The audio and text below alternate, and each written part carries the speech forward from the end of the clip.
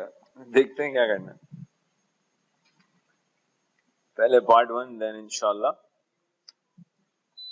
Part 2।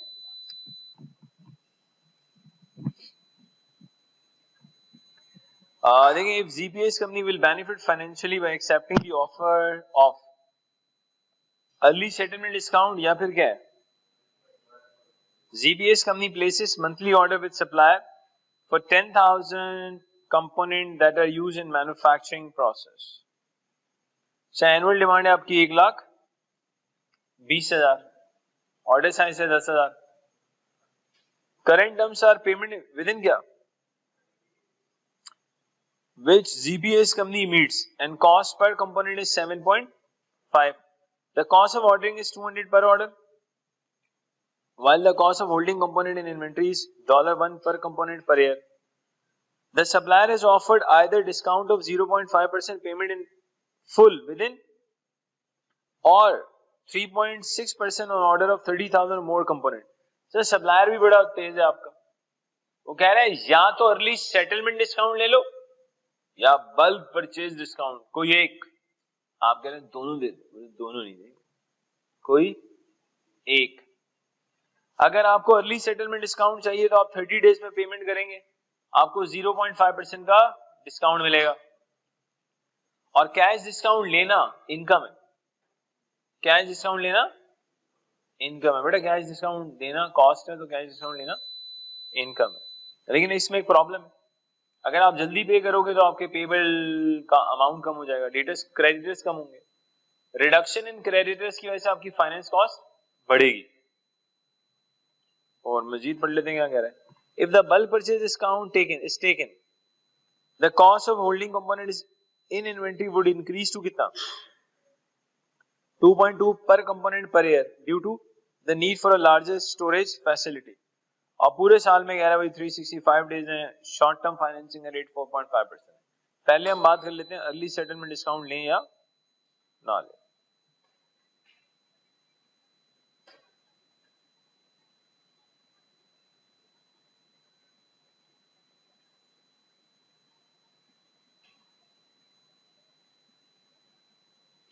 Discount जो receive करेंगे हमारे लिए क्या होगी, इनकम. बड़ा पूरे साल की डिमांड है 1,20,000, 7.5 और अर्ली पेमेंट पे कितना डिस्काउंट मिल रहा है, तो इसको 0.005 से मल्टीप्लाई कर दूं, 2500, 4500. ये तो बेटा डिस्काउंट मिल गया. लेकिन प्रॉब्लम है, अब आपके क्रेडिटर्स जो पहले 90 डेज के थे 30 डेज पे आ जाएंगे, यानी ये क्रेडिटर्स में रिडक्शन आएगी 60 डेज की. क्रेडिटर्स जब रिड्यूस होते हैं तो फाइनेंसिंग कॉस्ट बढ़ेगी, तो लेस कर देंगे.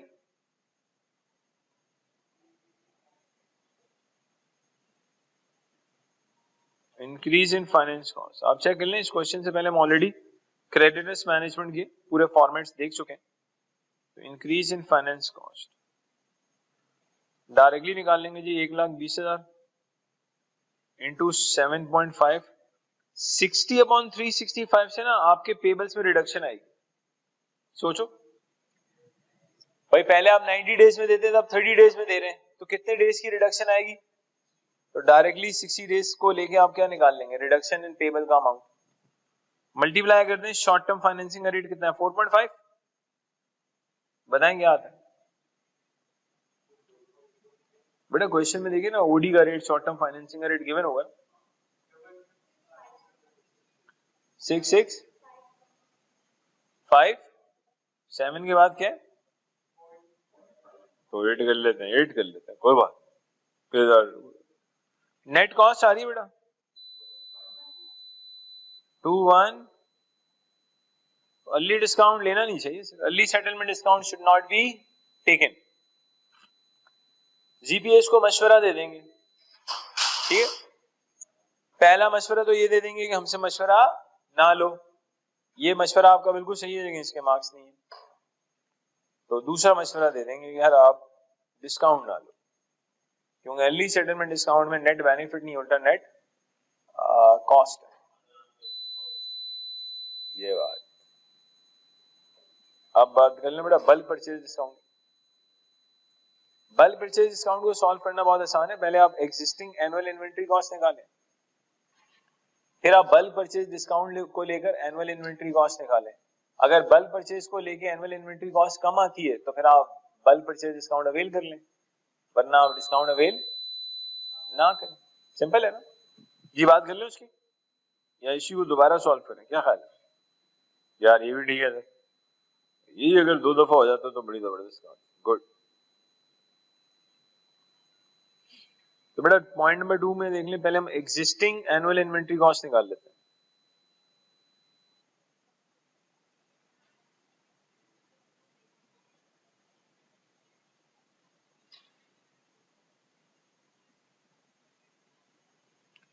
Existing annual inventory cost,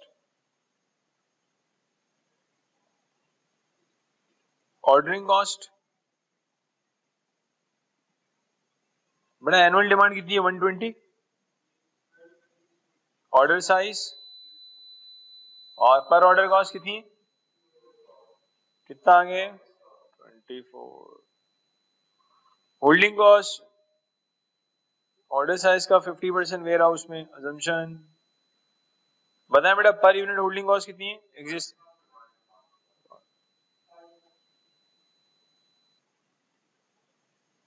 purchases,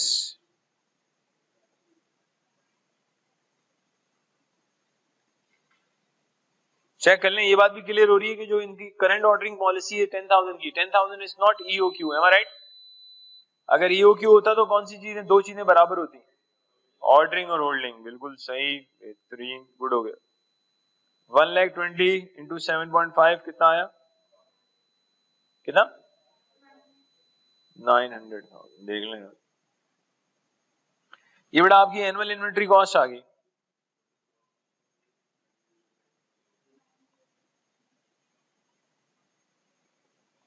nine 907,400। बेटा एनुअल इन्वेंट्री कॉस्ट आ रही है 907,400। आप चेक कर लें वो किस तरह से मार्क्स लुटाने के चक्कर में पड़ा हुआ है। बच्चा मार्क्स लूट ले, बच्चा कह रहा है नहीं हम क्यों मार्क्स लूटे, आप खुद दो हमें मार्क्स। बच्चा कह रहा है कौन से ज्यादा मांगे, 90-95 तो मांगे, कोई भी दे दो, ज्यादा की बात ही नहीं कर रहा हमारा बच्चा। हाँ ये बात भी बेटा।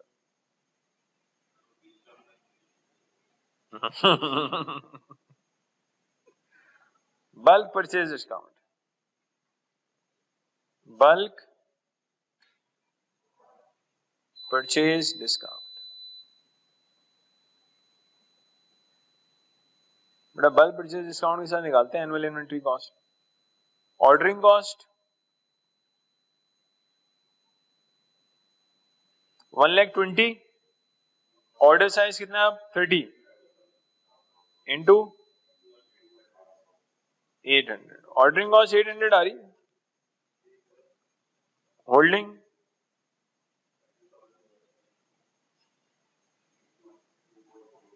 आप चेक कर लें, आपकी पर यूनिट होल्डिंग कॉस्ट बढ़ चुकी है, 2.2 हो चुकी है, 33,000।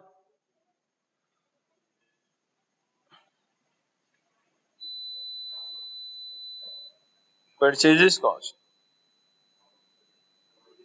1,20,000 इंटू 7.5, आपको डिस्काउंट मिल रहा है 3.6% का, तो 96.4 देना पड़ेगा। Yes no?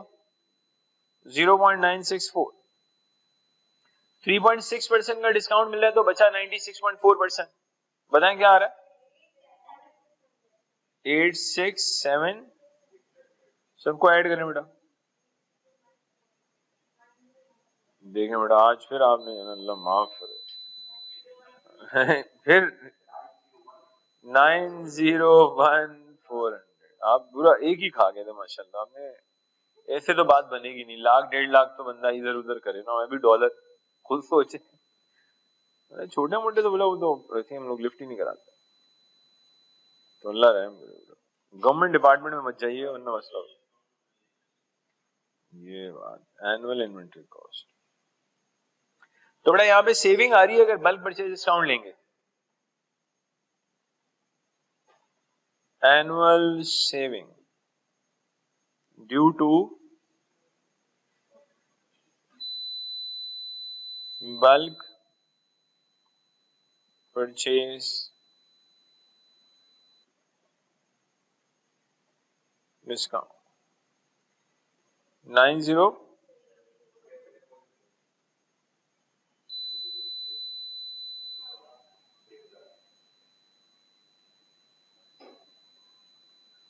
6,000 चेक कर लें। तो बल्क परचेज डिस्काउंट लेना चाहिए भाई, लेकिन अर्ली सेटलमेंट डिस्काउंट नहीं लेना चाहिए। अब चेक कर लें जी, बता दें अब क्या टॉपिक रहता है हमारा वर्किंग कैपिटल मैनेजमेंट में। एक ही टॉपिक रह गया अल्हम्दुलिल्लाह, कैश मैनेजमेंट। आज ही करा दें तो फिर कल क्या पढ़ाएंगे कल छोड़े। तो एक ही टॉपिक रहता है, कल आराम से कर लेंगे, टेंशन क्या। कैश मैनेजमेंट कल आराम से देख लेंगे इंशाल्लाह। टाइमिंग वही रखेंगे, सुबह सुबह स्टार्ट करेंगे 9 से, बस फिर चलते रहो, अल्लाह माफ करे जब तक हो, टेंशन क्या।